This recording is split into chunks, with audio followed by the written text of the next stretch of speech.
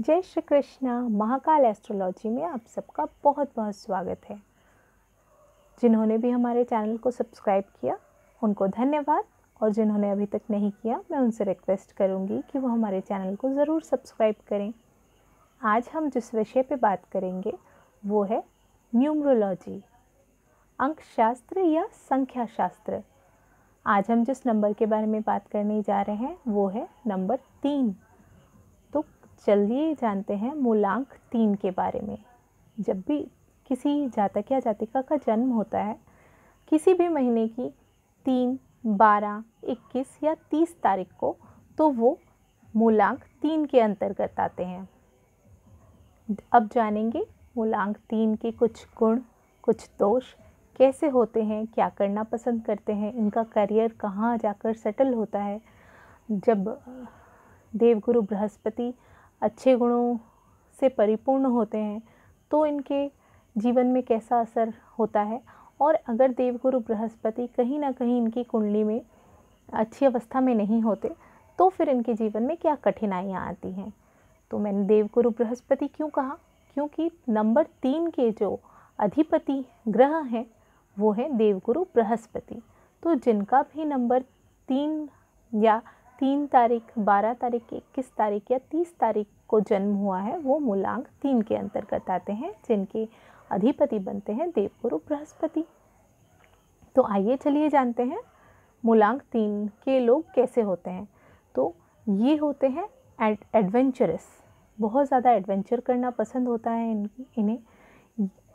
देखा गया है कि मूलांक 3 के जो जातक होते हैं वो अपने घर में बड़े होते हैं, या फिर अगर बड़े नहीं भी होते हैं, छोटे होते हैं, तो इन पे काफ़ी जिम्मेदारियां रहती है अपने घर का संचालन या फिर संभालने की, तो वो बड़ों की भूमिका निभाते हैं। जैसे कि हम जानते हैं देवगुरु बृहस्पति अपनी जिम्मेदारियां उठा पाने में सक्षम है। तो देवगुरु बृहस्पति को क्या क्या जिम्मेदारी दी गई हैं, तो एक जातक या जातिका की शिक्षा की जिम्मेदारी, उसके बाद उनके कर्म की जिम्मेदारी या फिर धन की जिम्मेदारी, विवाह की जिम्मेदारी और संतान की जिम्मेदारी, ये देवगुरु बृहस्पति को दी गई है। तो जब भी किसी भी व्यक्ति का जन्म 3 तारीख को होता है या फिर जो 3 मूलांक के अंतर्गत आते हैं, उनको देखा गया है कि उनको वो नॉलेजेबल होते हैं, वो शिक्षा में अच्छा करते हैं, कहीं ना कहीं उनमें ज्ञान आहरण की जो अभिलाषा है वो बहुत ज़्यादा मात्रा में देखी जाती है। उसके बाद वो काम में भी बहुत जल्दी से कार्यरत हो जाते हैं, या अपने कर्म के प्रति, धन कमाने के प्रति उनकी जिज्ञासा रहती है कि कैसे कमाया जा सकता है, कितना कमाया जा सकता है। ये बिज़नेस में बहुत अच्छा करते हैं जिनका भी देवगुरु बृहस्पति या नंबर 3 के जो लोग होते हैं वो बिज़नेस में भी काफ़ी अच्छा करते हैं। इसके बाद आ जाते हैं, जैसे ही बिज़नेस सेटल डाउन हो गया तो अब आ जाते हैं विवाह पर। तो 3 नंबर के जो व्यक्ति हैं उनके विवाह में भी कोई परेशानी नहीं आती है, तो उनका विवाह भी हो जाता है। और देवगुरु बृहस्पति अगर कुंडली में बहुत अच्छी जगह पे बैठे हैं तो इनकी जो मैरिटल लाइफ है वो भी बहुत अच्छी जाती है। इसके बाद आ जाते हैं संतान प्राप्ति। तो यहाँ पे भी उनको कोई बाधा के सम्मुखीन होना नहीं पड़ता। इनकी देखा गया है इनकी संतानें काफ़ी अच्छी होती है, या फिर ज्ञानी, या फिर आचरण को अगर हम देखते हैं तो बहुत ही सभ्य सुशील आचरण के बच्चे होते हैं इनके। अब आ जाते हैं कि ये क्या करना पसंद करते हैं, तो ये नॉलेज गैदर करना बहुत पसंद करते हैं। कहीं से भी किसी भी प्रकार का नॉलेज मिलता है तो ये वहाँ से इकट्ठा करते हैं उस नॉलेज को। ये बहुत अच्छे मित्र साबित हो सकते हैं, ये उपदेश बहुत अच्छे देते हैं।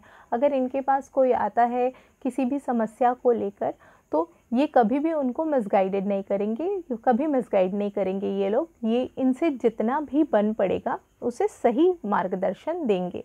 ये बहुत अच्छे टीचर देखे गए हैं।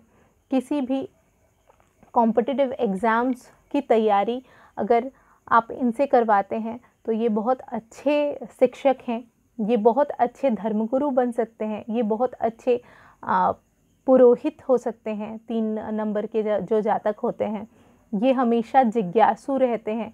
कहीं पे भी किसी भी तरह का ज्ञानवर्धक बात चल रही हो तो ये वहाँ पर बहुत ज़्यादा इंटरेस्ट लेते हैं, बहुत ज़्यादा रुझान दिखाते हैं उन चीज़ों में। कभी कभी अपने ज्ञान के बल पर थोड़े बहुत घमंडी हो जाते हैं, क्योंकि बहुत ज़्यादा ज्ञान होता है तो दूसरों के ज्ञान को ले पाने में कभी कभी असमर्थ रहते हैं। ये लोग थोड़े बहुत डोमिनेंट होते हैं क्योंकि ज्ञानी होते हैं। हमने देखा है कि जो बच्चे पढ़ने में अच्छे होते हैं वो स्कूल में उनका रुतबा और उनकी पूंछ कुछ अलग ही होती है। तो इस कारण इनमें थोड़ा सा ज्ञान को लेकर अपने घमंड कह सकते हैं या गर्व कह सकते हैं कि हो सकता है इनमें कि गर्व की मात्रा बहुत ज़्यादा हो। कभी भी गलत दिशा में बहुत जल्दी जाना पसंद नहीं करते हैं, न खुद जाते हैं न अपने मित्रों को जाने देते हैं ये लोग। तो गलत पथ पर नहीं जाते हैं ऐसे लोग जिनका भी नंबर 3 होता है। इनके लाइफ में स्ट्रगल होता है। देवगुरु बृहस्पति जब देने पर आते हैं तो इनको बहुत देते हैं, बट उससे पहले वो उस लायक है कि नहीं ये ज़रूर देख लेना वो पसंद करते हैं। ये तो रही कि मूलांक 3 के जातकों में क्या गुण होता है, या फिर अवगुण की भी मैंने बात की। तो मेनली ये उपदेशक बहुत अच्छे होते हैं, लेकिन जब भी कुंडली में देवगुरु बृहस्पति की उपस्थिति कहीं ना कहीं ठीक ना हो या फिर वो पाप ग्रहों द्वारा प्रताड़ित हों या सम्मिलित हों, तब देखा गया है कि इनकी बातों के द्वारा इनको नुकसान होता है। ये जब भी किसी को सलाह देते हैं वहाँ कुछ न कुछ गड़बड़ हो जाती है। अगर कुंडली में ठीक ढंग से बृहस्पति व्यवस्थित नहीं है तो इनका बोला हुआ ही इनके लिए विपरीत साबित होता है।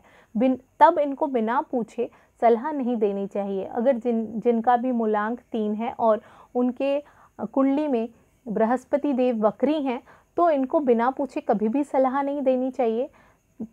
ये सलाह उनके लिए घातक सिद्ध हो सकती है, तो मांगने पर ही सलाह दीजिए। और अगर देवगुरु बृहस्पति अच्छे हैं तो वो सलाह उनके लिए उपदेश का काम करेगी। अगर वो इस उपदेश को मानते हैं तो उनकी वृद्धि होगी, दिनों दिन वृद्धि होगी। लेकिन अगर कमज़ोर है बृहस्पति तो बिना मांगे कभी भी सलाह मत दें। अगर कमज़ोर है बृहस्पति तो याददाश्त में समस्या होगी, जो भी आपने याद किया होगा वो बहुत जल्दी भूल जाएंगे आप। तो अब आ जाते हैं उपाय के बारे में कि क्या कर सकते हैं अगर बृहस्पति देव कुंडली में ठीक पोजीशन में नहीं हो। हम नंबर 3 के अंतर्भुक्त तो हैं पर नंबर 3 का लाभ नहीं उठा पा रहे हैं। जो नंबर 3 में गुणवत्ताएं हैं, जो रिपीटेशन है, उसका लाभ हम नहीं उठा पा रहे हैं। तो हम चलते हैं कि क्या कर सकते हैं जिनका देवगुरु बृहस्पति कुंडली में सही नहीं है, उनके लिए हम क्या कर सकते हैं। तो सबसे पहले अगर मैं कहूँ कि केसर का तिलक लगा सकते हैं आप माथे पर, और केसर नहीं है तो हल्दी का भी तिलक लगा सकते हैं आप माथे पर। ये पहला उपाय होगा। ये करने से क्या होगा, इससे आपका जो देवगुरु बृहस्पति हैं वो कुंडली में तो उसी पोजीशन पे रहेंगे पर उनकी फलदान क्षमता में वृद्धि होगी और ये पॉजिटिव होगा, सकारात्मक फल आपको मिलने लगेंगे। इसके अलावा अगर आप छात्र हैं तो अपने टीचर्स के, अपने गुरु के ज़रूर चरणों को स्पर्श करें, उनका आशीर्वाद लें। अगर आप बड़े हो गए हैं और आपके माता पिता हैं तो प्रथम गुरु माता पिता होते हैं, आप उनके पैर छुएं। अगर आपके पास माता पिता भी नहीं है तो आप स्वयं नारायण के मंदिर जाइए, उनके दर्शन कीजिए, तो इससे भी बहुत लाभ मिलेगा। और ये उपाय करने पर आप देखेंगे कि आप में जो मूलांक 3 के जो भी गुण हैं, जो आपको मिलना चाहिए था नंबर 3 होने के कारण से, वो आपको मिलना प्राप्त हो जाएगा। तो इसी के साथ आज मूलांक 3 पर हम अपना वीडियो यहीं पर समाप्त करते हैं। खुश रहिए। जय श्री कृष्णा।